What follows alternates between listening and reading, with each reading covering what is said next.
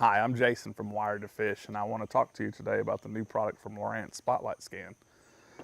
Essentially what it is an HDI transducer that also has a module in it that reads a sensor that's attached to the underside of your foot pedal of your bow mount trolling motor. And as you lower and raise that foot pedal to turn the head left and right on your bow mount trolling motor, that sensor arm sends a signal back to your unit through your NEMA backbone, and you're able to scan just like side scan or down scan, but you're able to scan ahead of you. So you can pan your head back and forth. Maybe you want to find cover ahead of you, or maybe you're actually trying to sit on a group of fish and you want to sit off of them and cast to them and make sure your casts are lining up exactly where those fish are. The install is fairly straightforward. You basically install a transducer to your bow mount trolling motor head. Standard install. This is a HDI transducer. It can do down scan, but it also has the spotlight module built into it. So you install the transducer on your head of your trolling motor. You run your cable up your trolling motor shaft just like you would. Plug it in the back of your unit, just like you would with any transducer. And then once you've done that, you've got a sensor that attaches to the underside of the trolling motor pedal. So as that pedal goes up and down to move the head left and right, that sensor arm moves up and down with it. Basically it adhesives back to the backside, underside of that trolling motor pedal. Depending on which trolling motor, motor guide, or Minn Kota that you run, there's different attachments to get that attached correctly. But once you've done that, that sensor cable is connected to your NEMA backbone, so you do definitely have to have a NEMA backbone to use this product. But outside of that, the install took me about 15 minutes.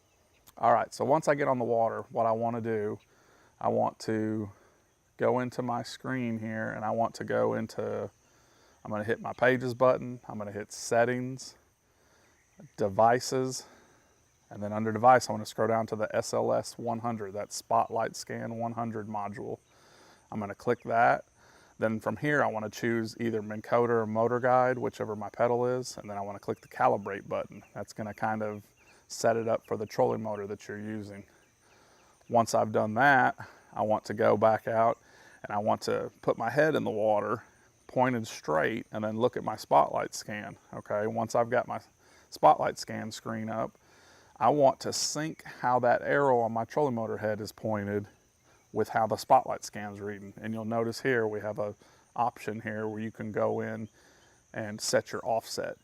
And so basically I did this visually. I pointed my head forward, made sure my trolling motor head was forward in the water, and then set that offset here until my scanning area was exactly straightforward, even with my head.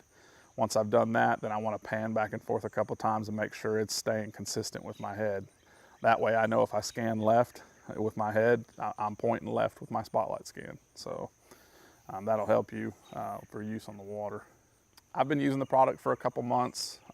It does take some getting used to, but what I found is you've got to go a certain speed to make the trolling motor head and the spotlight scan paint a good picture. Too fast and your lines are going to be streaked and it's going to be hard to read what you're looking at in front of you. Too slow and you might get some jittery. If the boat's moving and the depth is changing, you'll notice that the circle is kind of, it's got, you know, blocky, kind of a blockiness to it where the depth has been changing. But what I'm using it for, essentially what I'm using it for is I do look ahead a little bit for fish, and what I do is I pan left and right with my head to about, let's say, you know, maybe 9 o'clock to 3 o'clock, 10 o'clock to 2 o'clock. I'm not trying to draw a whole circle around me. I don't fish that way, you know. I don't drive my boat along and look and try to see what's behind me to cast at. I'm looking for what's in my peripheral. So I want to see, you know, that 10 o'clock to 2 o'clock, is there something in front of me that might be holding a bass, you know, or another game fish, you know? Is it a brush pile? Is there a stump? Is there a group of bait fish over there maybe? Is there a rocky hard bottom coming up that I don't know is there yet? That's what I'm using it for. And I think it makes it a lot easier to use the unit, but I think people get stumped by trying to spin the unit around in a circle. You know, what I'm gonna do with it is I'm gonna pan just left and right real quick.